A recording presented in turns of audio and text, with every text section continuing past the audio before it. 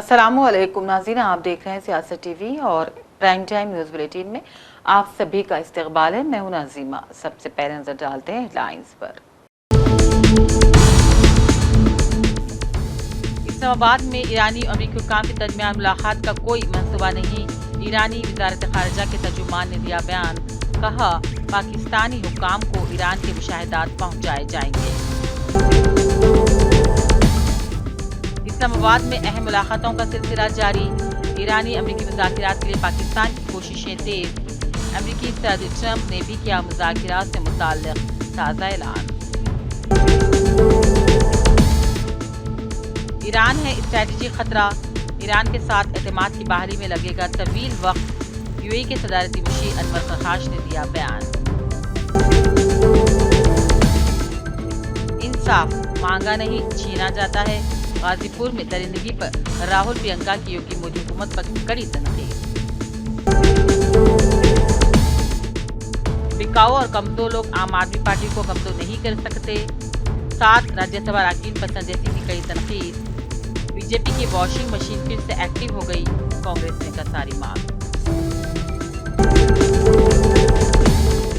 अल नेहरू का कहर, अगले 4 दिन तक शुमाल मगरबी और वसीम में मचाएगा तबाही। गर्मी की शदीद लहर का इंतबाह।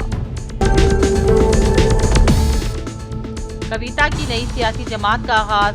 तेलंगाना राष्ट्रीय सेना के जरिए अवाम की मदद का ऐलान। बीआईएस और बीजेपी को बनाया तनकीद का निशाना। रियासत में 2 एमएलसी की तकरीर का रास्ता हुआ साफ। मोहम्मद अजहरुद्दीन और प्रोफेसर कोदंडराम की एमएलसी नामजदगियों को मिली गवर्नर से मंजूरी। आज से रियासत भर में आरटीसी की हड़ताल का हुआ इख्तिताम। मुसाफिर को मिली बड़ी राहत। बसों की आमदरफ्त से चहल पहल का भी आगाज। मौजम जाही मार्केट पर ऑटो ड्राइवर्स का जबरदस्त एहतजाज। किरायों में इजाफा और अजला के ऑटोज को हैदराबाद में दाखिले की इजाजत न देने के खिलाफ नारेबाजी। टीवी आनंद तेलंगाना के नए डीजीपी बनने के लिए तैयार। मौजूदा डीजीपी शिवधर रेड्डी 30 अप्रैल को हो जाएंगे रिटायर्ड। और रियासत में मरदमशुमारी की तैयारियां, हर घर का किया जाएगा अहाता, जिम्मेदारान का बयान। हेडलाइंस आपने देखी। अब पेश है खबरों की तफसील और शुरुआत करते हैं बैनुल अक़वामी और कौमी खबरों से। ईरानी वज़ारत ख़ारिजा के तर्जुमान इस्माइल बक़ाई ने कहा कि पाकिस्तान के इस्लामाबाद में ईरानी व अमरीकी हुक्काम के दरमियान मुलाकात का कोई मंसूबा नहीं है। पाकिस्तानी हुक्काम को दरअसल ईरान के मुशाहिदात पहुँचाए जाएंगे। इस्माइल बक़ाई ने एक्स पर एक पोस्ट में लिखा, हम एक सरकारी दौरे पर पाकिस्तान पहुँच गए हैं। वज़ीर ख़ारिजा अब्बास अराग़ची पाकिस्तान के आला हुक्काम से मुलाकात करेंगे, जो अमेरिका की जानिब से मुसल्लत करदा जारहियत पर मबनी जंग के खात्मे और हमारे खित्ते में अमन की बहाली के लिए जारी सालिसी और सिफाती कोशिशों के तनासर में खास मुलाकात होगी। और इसी दरमियान ऐसी इत्तलात आ रही हैं कि अमेरिका और ईरान के दरमियान मुज़ाकिरात का दूसरा दौर कल यानी कि इतवार को पाकिस्तान में हो सकता है, जबकि पाकिस्तान इस्लामाबाद के दौरे पर पहुंचे ईरानी वज़ीर ख़ारिजा के साथ अपनी मुशावरत के नताइज से वाशिंगटन को आगाह करने के लिए तैयार है। एक अहम सिफारती पेशरफ्त में ईरान के वज़ीर ख़ारिजा पाकिस्तान पहुँच गए हैं, जहाँ तेहरान और वाशिंगटन के दरमियान मुज़ाकिरात के दूसरे दौर से मुताल्लिक़ तवक़्क़ुआत बढ़ गई हैं। ये दौरा पहले मरहले के मुज़ाकिरात के बाद होने वाली पसपर्दा बातचीत के तनाज़ुर में काफ़ी अहम माना जाता है। An extension of the ceasefire throughout this time. The president has decided to dispatch Special Envoy Witkoff and Jared Kushner back to Islamabad. The Iranians want to talk. They want to talk in person, and so the president is, as I've said many times to all of you, always willing to give diplomacy a chance. So Steve and Jared will be heading to Pakistan tomorrow to hear the Iranians out. We hope progress will be made, and we hope that positive developments will come from this meeting, and we will see. And the president, the vice president, the secretary of state will be waiting here in the United States for updates, and the vice president, I understand, is on standby and will be willing to dispatch to Pakistan if we feel it's a necessary use of his time. Go ahead, Kristen. The first one on Iran.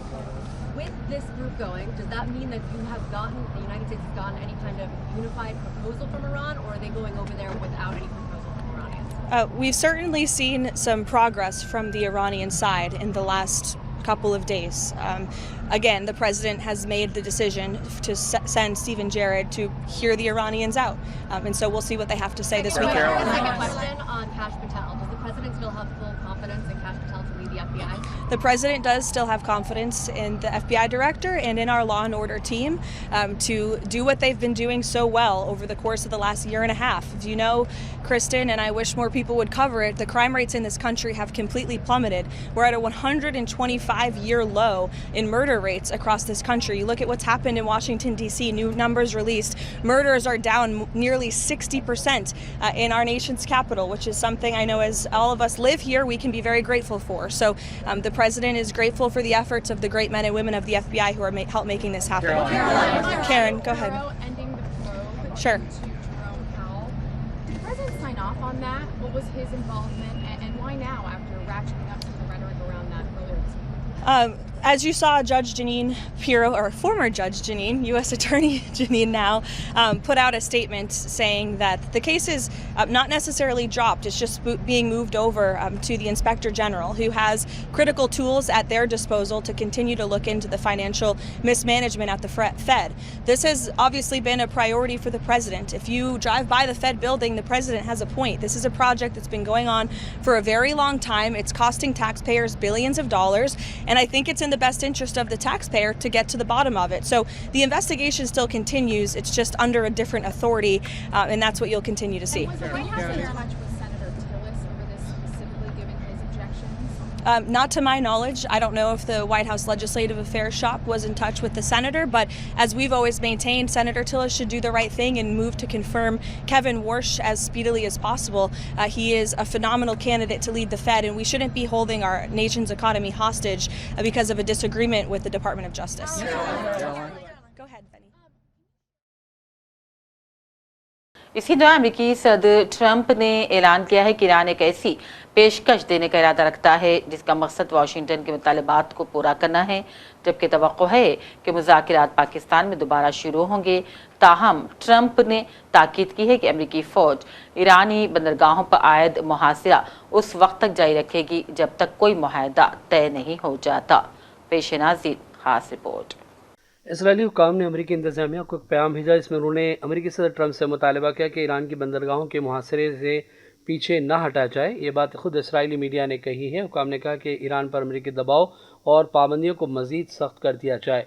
जुम्मे के रोज़ इससे कबल अमेरिकी सदर Trump ने ऐलान किया था कि ईरान एक ऐसी पेशकश देने का इरादा रखता है जिसका मकसद वाशिंगटन के मुतालबात पूरा करना है, जबकि तवक्को की जा रही है कि मुज़ाकिरात पाकिस्तान में दोबारा शुरू हो जाएंगे। इसके अलावा उन्होंने ताकीद की कि अमेरिकी फ़ौज ईरान की बंदरगाहों पर आयद मुहासरा उस वक्त तक जारी रखेगी जब तक कोई मुआहदा तय नहीं पा जाता। जब उनसे पूछा गया कि मुहासरा ख़त्म करने के लिए क्या शराइत होंगी, तो ट्रंप ने जवाब दिया कि मुझे इस सवाल का जवाब बाद में देना होगा, पहले देखना होगा कि ईरान की जानिब से क्या पेशकश सामने आती है। ये बात काबिल ज़िक्र है कि अमेरिकी सदर इस बात पर जोर देते रहे कि किसी भी मुआहदे में ईरान को अफज़ोदा यूरानियम से दस्तबरदार होना होगा और आबना हुर्मुज़ में आज़ादाना जहाज़रानी की इजाज़त देना होगा। अमेरिका ने ईरान के खिलाफ बहरी मुहासरा 13 अप्रैल को शुरू किया, जब वाशिंगटन और तेहरान के दरमियान 11 और 12 अप्रैल को इस्लामाबाद में हुए मुज़ाकिरात का पहला दौर नाकाम हो गया था। दूसरी जानिब ईरान ने इस मुहासरे को जंगबंदी मुआहदे की खिलाफ वर्जी करार दिया, जो 8 अप्रैल की सुबह से नाफिजुल अमल हुआ था। लेकिन अमेरिकी इंतजामिया बारहा ये बात वाज़ेह कर चुकी है कि ईरान के साथ किसी मुआहदे तक पहुँचने से पहले मुहासरा ख़त्म नहीं किया जाएगा। ऐसा मुआहदा आबना हुर्मुज़ को खोलने का बास बनेगा, जहाँ गुज़िश्ता 28 फरवरी को जंग शुरू होने के बाद से बहरी आमदोरफ्त मुसलसल मुतासिर है। यूएई के सदारती मुशीर अनवर खरखाश ने ईरान को एक स्ट्रैटेजी खतरा करार दिया और कहा ईरान के साथ एतमाद की बहाली में तवील वक्त लगा। फ्रांस में आलमी पॉलिसी कॉन्फ्रेंस से खिताब करते हुए मुत्तहिदा अरब अमारात के सदारती मुशीर अनवर खरखाश ने कहा ईरान के साथ एतमाद की बहाली में बहुत वक्त लगेगा, ख़ास तौर पर इस पस मंज़र में जब ईरान ने हालिया मशीकी उस्ता तनाज़े के दौरान अमारात को निशाना बनाया था। और नज़र कौमी खबरों पर, उत्तर प्रदेश के गाजीपुर में विश्वकर्मा बरादरी की एक दुख्तर के साथ हुई दरिंदगी और बेहिमाना कत्ल ने पूरे मुल्क को झंझोड़ कर रख दिया है। इस वारदात से जहां अवाम में शदीद नाराज़गी है, तो वहीं सियासी सतह पर मरकजी और रियासती हुकूमतों को निशाना बनाया जा रहा है।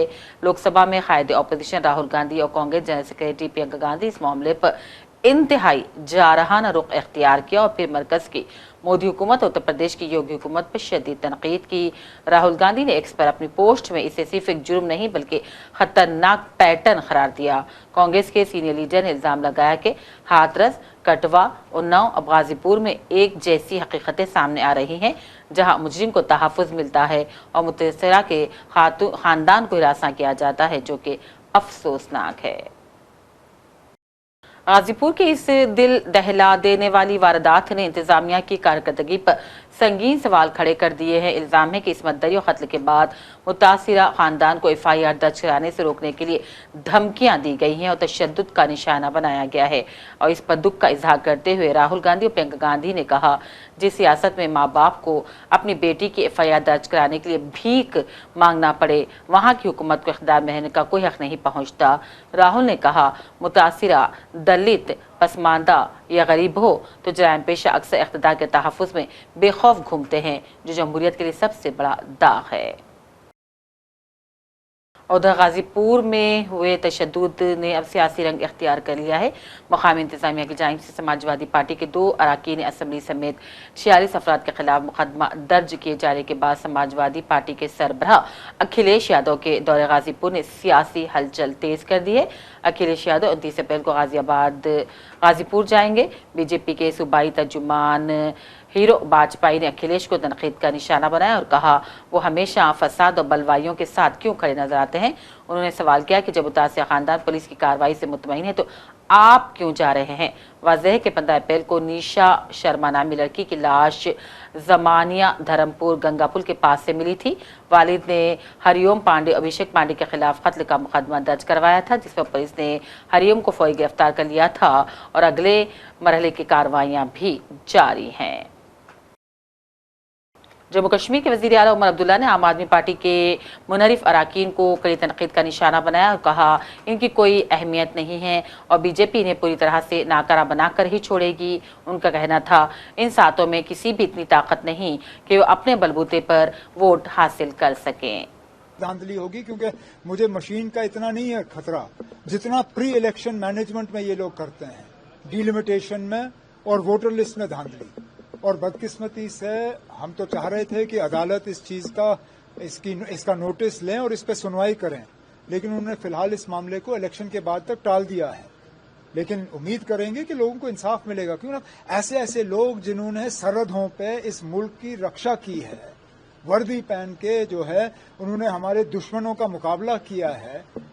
जब तक वो 30 साल सर्विस दे रहे थे हमें कोई शिकायत नहीं थी, तब तक हम उनको कह रहे थे कि आप पक्के हिंदुस्तानी हो।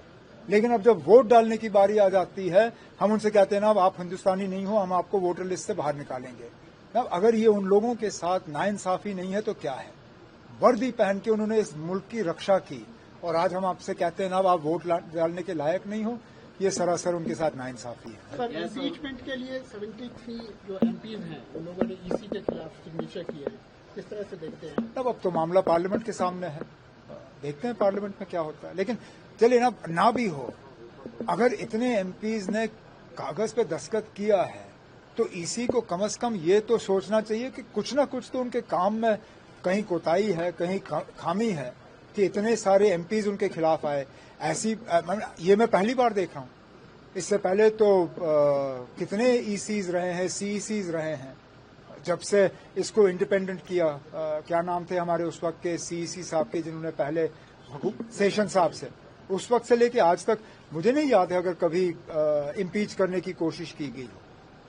तो कहीं ना कहीं ईसी में कुछ ऐसी कमजोरियां हैं जिनको दुरुस्त करना होगा। शायद ये पहली बार है जब 7 राज्यसभा एमपी जो हैं आम आदमी पार्टी के, वो शिफ्ट करते हैं बीजेपी की तरफ मिलेंगे। अब ये आया राम गया राम का सिलसिला कब नहीं चला, और मैं दूसरों की क्या बात करूं। मैं उस पार्टी से ताल्लुक रखता हूं जो इस बात का शिकार रही है कई बार। 1984 में जब मेरे वालिद साहब की हुकूमत उस वक्त गिराई गई। आम आदमी पार्टी कायद संजय सिंह ने मुनहरिफ अराकीन की जानिब से बीजेपी में शमूलियत को शदीद तनकीद का निशाना बनाया और उन्होंने मीडिया से बातचीत की और आम आदमी पार्टी के मुनहरिफ 7 राज्यसभा अराकीन पर तनकीद की और कहा कि बिकाऊ लोग पार्टी को कभी कमजोर नहीं कर सकते। उन्होंने बीजेपी को भी तनकीद का निशाना बनाया और कहा रिश्वत और आईनी इक़दार की पामाली के जरिए बीजेपी मुल्क के आइन को कमजोर करने का बायस बन रही है। ऐसे में कांग्रेस के जनरल सेक्रेटरी और राज्यसभा जयराम रमेश ने इस मामले पर सोशल मीडिया प्लेटफॉर्म एक्स पर एक पोस्ट की और लिखा बीजेपी की वॉशिंग मशीन फिर से फॉल हो गई है, साथ ही साथ मोदी वॉशिंग पाउडर भी। उपराष्ट्रपति महोदय को और जो हमारे चेयरमैन है राज्यसभा को आज पत्र दूंगा, उनको डिस्क्वालीफाई करने के लिए, उनकी सदस्यता को रद्द करने के लिए। तो ये 2 विषय है जिस पे आज आपसे बात करनी है। गुजरात में आम आदमी पार्टी का विस्तार लगातार हो रहा है। गुजरात में जनता के मुद्दों पर आम आदमी पार्टी जमीन पे संघर्ष कर रही है। 5 हमारे विधायक हैं वहां, 14% विधानसभा में हमको वोट मिला था और हमारे कई विधायकों को पकड़ पकड़ के जेल में डाला बीजेपी ने। चैतर वसावा को जेल में डाला, 2 बार जेल में डाला, जो आदिवासी समाज के बड़े नेता है। यहां तक कि उनकी पत्नी को जेल में डाला। ईसुदान गढ़वी जो हमारे प्रदेश अध्यक्ष हैं उनको जेल में डाला।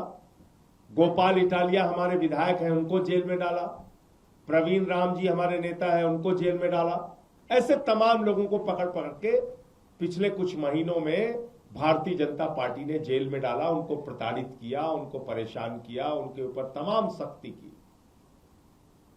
फिर इन्होंने अभी जो वहां पर नगर पालिका का चुनाव हो रहा है, तालुका और जिला पंचायत का चुनाव हो रहा है, नगर निगम का चुनाव हो रहा है, इसमें बहुत सारे कैंडिडेट्स को फर्जी मुकदमे लगा के, धमका के, डरा के उनके ऊपर उनको कैंडिडेट्स ना बने, फॉर्म ना भर पाए, पार्टी की तरफ से ना खड़े हो, ये काम किया। फिर हमारे कैंडिडेट के ऊपर फायरिंग करवाई। अभी इसी नगर पालिका के चुनाव में फायरिंग करवाई गुजरात में। और आज जब मैं आपसे बातचीत कर रहा हूं तो हमारा गुजरात का फेसबुक का पेज भारतीय जनता पार्टी ने सस्पेंड करा दिया, इंस्टाग्राम का पेज भारतीय जनता पार्टी ने सस्पेंड करा दिया और 3 अलग अलग लोगों के अकाउंट सस्पेंड करवा दिए जो सोशल मीडिया पे पोस्ट करते थे। अब इसकी वजह क्या है? और उधर शुमाल मगरबी हिंदुस्तान के मैदानी इलाकों और वस्ती हिंदुस्तान में शदीद गर्मी का कहर शुरू हो गया है। आसमान से आग बरस रही है। सनती यूनिट्स और गाड़ियों से फैलने वाली आलूदगी ने दिल्ली, एनसीआर समेत बड़े बड़े शहरों में मुश्किलात को मजीद बढ़ा दिया है। बेशतर इलाकों में गर्म हवाएं चल रही हैं, जिसके बायस सुबह 10 बजे के बाद घरों से निकलना मुश्किल होता जा रहा है और ये सूरत हाल मजीद 3-4 दिन यूं ही बरकरार रहेगी। हालांकि शुमाल मगरबी, हिमालय इलाकों और शुमाल मशरिक में गरज और चमक के साथ बारिश और बाला इलाकों में बर्फबारी ने मौसम को खुशगवार बना दिया है। और वक्त हो चला है एक ब्रेक का। अपनी परेशानियों को दूर करें। खुदा ने परेशानियों को दूर करने का अहम रास्ता जवाहरात यानी के पत्थरों की ताकत में रखा है। बिजनेस के मसले, जॉब नहीं मिल रहा है, दौलत नहीं आ रही है, बीमारियां पीछा नहीं छोड़ रही है, बच्चों के मसले, मियाँ बीवी के मसले, एक परेशानी जाती नहीं कि दूसरी आ जाती है। डॉक्टर निसार के 25 साल तजुर्बे और पत्थरों के महारत के जरिए परेशानियों का हल पाएं। राशि स्टोन्स इंडिया पर आएं और अपने प्रॉब्लम्स को दूर करवाएं और अपनी जिंदगी को असली जवाहरात की ताकत से बदलें। एक कॉल 9912-041-041 पर करें और कामयाबी हासिल करें। हमारा पता है Rashi stones India, the Leela hotel के पीछे, road number 3, Banjara hills, Hyderabad. Break के बाद एक बार फिर आपका खैर मख्तम है। अब नजर डालते हैं इलाकाई खबरों पर। रियासत की सियासी फिजा में एक नई जमात उभर गई है, यानी कि कविता ने अब अपनी नई सियासी पार्टी का ऐलान कर दिया है, जिसका नाम तेलंगाना राष्ट्रीय सेना यानी कि TRS रखा गया है। इस मौके पर उन्होंने कहा ये उनकी जिंदगी का नाकाबिल फरामोश दिन बनकर रह गया है और तेलंगाना के मुस्तकबिल की तश्कील के लिए सबकी शमूलियत इसमें जरूरी है। कविता के मुताबिक केसीआर की क़यादत में अब तहरीक का रुख बदल गया था, इसीलिए उन्होंने पार्टी से मुंह मोड़ लिया। कविता ने कहा उन्होंने कभी समझा था कि तेलंगाना आने से गुलामी की जंजीरें टूट जाएंगी, लेकिन ऐसा कुछ नहीं हुआ। कविता ने यह भी दावा किया कि माजी में रियासत में निगरानी और खौफ का माहौल था। उन्होंने वजीर आजम और बीजेपी पर तनकीद की और कहा रियासती हुकूक और वादे पूरे नहीं किए गए और वह समाजी इंसाफ के खिलाफ हैं। आखिर में उन्होंने कहा कि वो तेलंगाना की 3.5 करोड़ आवाम के लिए एक माँ की तरह काम करना चाहती है और समाजी इंसाफ पर मबनी तेलंगाना के लिए जिद्दोजहद को जारी रखेंगी। చెప్పాలా రెడీయా టిఆర్ఎస్ జై తెలంగాణ జై టిఆర్ఎస్ జై తెలంగాణ జై తెలంగాణ జై తెలంగాణ తెలంగాణ రాష్ట్ర సేన జై తెలంగాణ రాష్ట్ర సేన జై తెలంగాణ రాష్ట్ర సేన జై తెలంగాణ రాష్ట్ర సేన కవిత అవతలి వాడు మనవాడైనా సరే అధర్మం వైపు వాడుంటే వాళ్ళ మీదైనా సరే యుద్ధం చేయడానికి ఖచ్చితంగా వెనుకడుగు వేయకుండా ముందుకే వెళ్తామని తెలియజేస్తూ మరి ఈ 3 పార్టీలు కూడా Congress party single agenda Rahul గాంధీని ప్రధానమంత్రి చేయాలి, BRS party single agenda farm హౌస్లో పెద్దసారి ఉండాలి, చిన్నసారి సీఎం కావాలి, బీజేపీ పార్టీ సింగిల్ ఎజెండా సామాజిక న్యాయాన్ని కథం పట్టియాలి। కాబట్టి 3 పార్టీల మీద కూడా యుద్ధం చేసేది ఉన్నది, అలుపెరగని పోరాటానికి సిద్ధం కావాలని చెప్పి మొత్తం మన జాగృతి సైనికులందరినీ కూడా నేను పిలుపునిస్తా ఉన్నాను।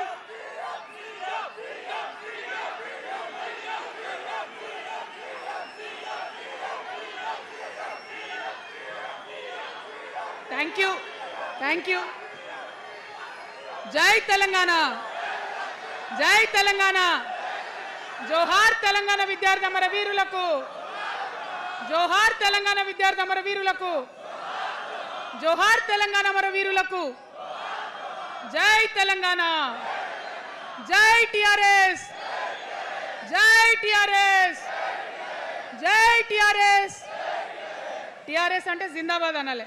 టిఆర్ఎస్ టిఆర్ఎస్ టిఆర్ఎస్ జై తెలంగాణ జై తెలంగాణ।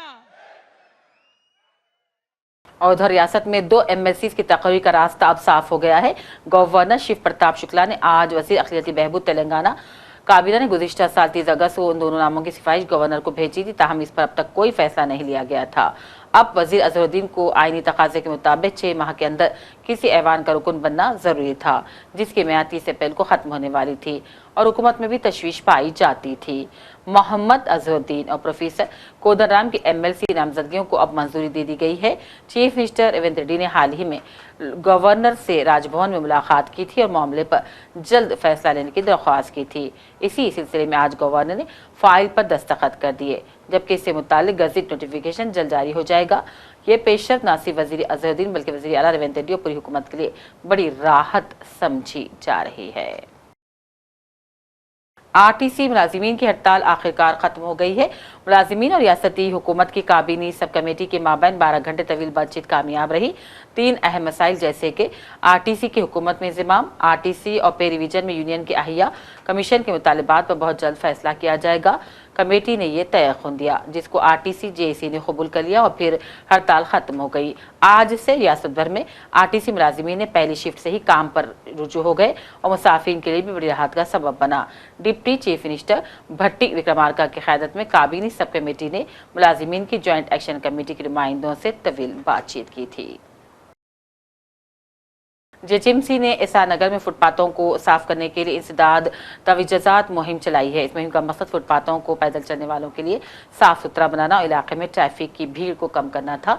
ये मुहिम पुलिस की मौजूदगी के दरमियान चलाई गई। आज सोशल मीडिया पर शेयर की गई वीडियोज में दिखाया गया है कि पुलिस एहलकार मुसाफिरों से अपनी गाड़ियां हटाने को कहते हैं, क्योंकि तजावीज़ात को इस्तेमाल करने का इंतजार किया जा रहा था और आज ये मुहिम एसआर नगर में चलाई गई।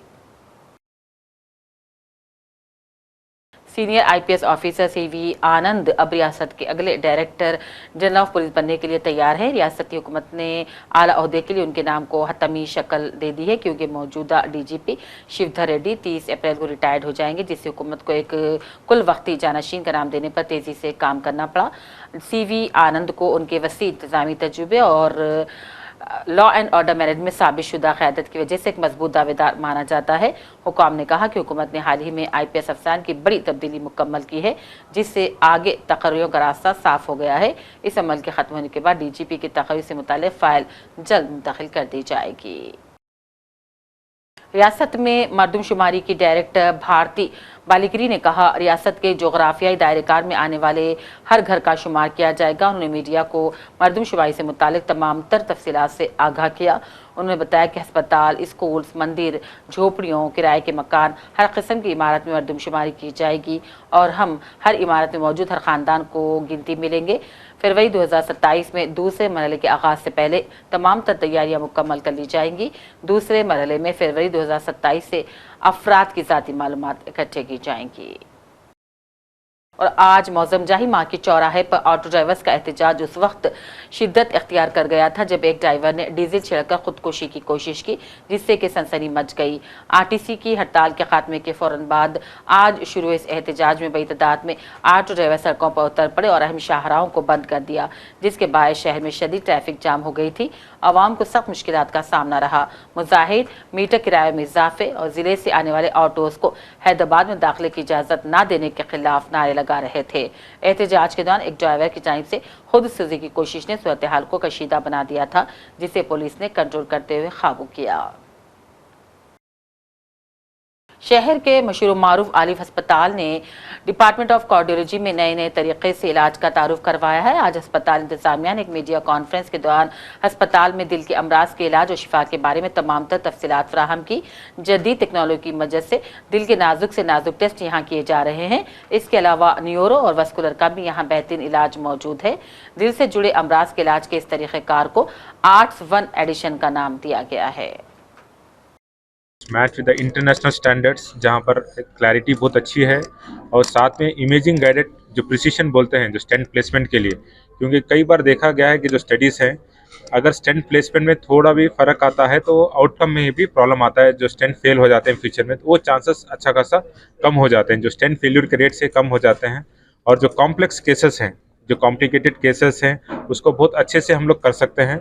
और हाई एंड कॉम्प्लेक्स केसेस जो कार्डियोलॉजी के जितने प्रोसीजर्स है, चाहे डिवाइस डिप्लॉयमेंट हो, छोटे बच्चों से 1 साल के बच्चों से लेकर बड़े तक हो, या टावी प्रोसीजर है जो टावी प्रोटोकॉल बोलते हैं हम लोग, जो वॉल रिप्लेसमेंट है, बिना ऑपरेशन करे वॉल्स रिप्लेस करना, चाहे मेटल वॉल हो या चाहे आर्टिक वॉल हो, या स्टेंट्स का है या करेटिड स्टेंटिंग्स है या रीनल का स्टेंटिंग्स है, या कोई डिवाइस है बच्चों में जो चेंज कर सकते हैं हम लोग, और होल्स है उसको बंद कर सकते हैं। ये सब दूरबीन से बिना ऑपरेशन के अंजाम दे सकते हैं with very good outcome and very good results. और दूसरे जिस तरीके से डाई की बात कही वो अलग है, क्योंकि 14-15 साल में टेक्नोलॉजी में काफ़ी डिफरेंस आया है जो पेशेंट्स के लिए काफ़ी मुफीद साबित हो सकता है। प्राइस के लिए जैसा डॉक्टर साहब ने कहा कि प्राइस बढ़ने वाला नहीं है, क्योंकि हमारे पास उतने नंबर्स हैं कि उन नंबर्स की बेसिस पर हम अपने काम को बिल्कुल इकोनॉमिकल लेवल पर रखकर आगे बढ़ सकते हैं। तो ये 2 चीज़ें इम्पॉर्टेंट होती हैं। तो उसके साथ में फिर मैंने कहा कि न्यूरोलॉजी में और इंटरवेंशनल जो है वैस्कुलर वर्क जिसको कहते हैं, जो रगों से ताल्लुक़ रखता है, पैरों के हो, हाथों के हो, वो भी काम ज़्यादा बेहतर अंजाम पा सकता है। तो ये भी एक कैथ लैब की खुसूसियत। गांधी भवन में आज पुरस्कार तकरीब के दौरान कांग्रेस के सीनियर कायद मोहम्मद इरफान अली ने माइनॉरिटी डिपार्टमेंट के चेयरमैन की हैसियत से हलफ उठा लिया। इस मौके पर इरफान अली के हामियों समेत कांग्रेस के दीगर कायदीन भी मौजूद थे। आखिर में हेडलाइंस पर डालते हैं एक और नजर। इस्लामाबाद में ईरानी और अमेरिकी हुक्काम के दरमियान मुलाकात का कोई मंसूबा नहीं। ईरानी वज़ारत ख़ारिजा के तर्जुमान ने दिया बयान, कहा पाकिस्तानी हुक्काम को ईरान के मुशाहिदात पहुंचाए जाएंगे। इस्लामाबाद में अहम मुलाकातों का सिलसिला जारी। ईरानी अमेरिकी मुज़ाकिरात के लिए पाकिस्तान की कोशिशें तेज। अमेरिकी सदर ट्रंप ने भी किया मुज़ाकिरात से मुताल्लिक़ ताज़ा ऐलान। ईरान है स्ट्रैटेजिक खतरा। ईरान के साथ एतमाद की बहाली में लगेगा तवील वक्त, यूएई के सदारती मुशीर अनवर फरहाश ने दिया बयान। इंसाफ मांगा नहीं छीना जाता है। गाजीपुर में दरिंदगी पर राहुल प्रियंका की योगी मोदी हुकूमत पर कड़ी तनकीद। बिकाऊ और कमजोर लोग आम आदमी पार्टी को कमजोर नहीं कर सकते। 7 राज्यसभा अरकान पर संजय सिंह की कड़ी तनकीद। बीजेपी की वॉशिंग मशीन फिर से एक्टिव हो गई, कांग्रेस ने कसारी मांग।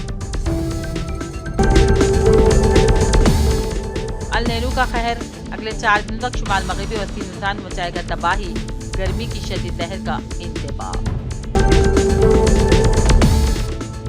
कविता की नई सियासी जमात का आगाज, तेलंगाना राष्ट्रीय सेना के जरिए अवाम की मदद का ऐलान, बीआईएस और बीजेपी को बनाया तनकीद का निशाना। रियासत में 2 एमएलसी की तकरीर का रास्ता हुआ साफ, मोहम्मद अजहरुद्दीन और प्रोफेसर कोदरराम की एमएलसी नामजदगियों को मिली गवर्नर से मंजूरी। आज से रियासत भर में आरटीसी की हड़ताल का हुआ इख्तिताम, मुसाफिर को मिली बड़ी राहत, बसों की आमदरफ्त से चहल पहल का भी आगाज। मौजम जाही मार्केट पर ऑटो ड्राइवर्स का जबरदस्त एहतजाज, किरायों में इजाफा और अजला के ऑटोज को हैदराबाद में दाखिले की इजाजत न देने के खिलाफ नारेबाजी। पीवी आनंद तेलंगाना के नए डीजीपी बनने के लिए तैयार, मौजूदा डीजीपी शिवधर रेड्डी 30 अप्रैल को हो जाएंगे रिटायर्ड। और रियासत में मरदमशुमारी की तैयारियां, हर घर का किया जाएगा अहाता, जिम्मेदारान का बयान। इसी के साथ प्राइम टाइम बुलेटिन का सिलसिला अब यहीं अख्तिताम पहुंचता है।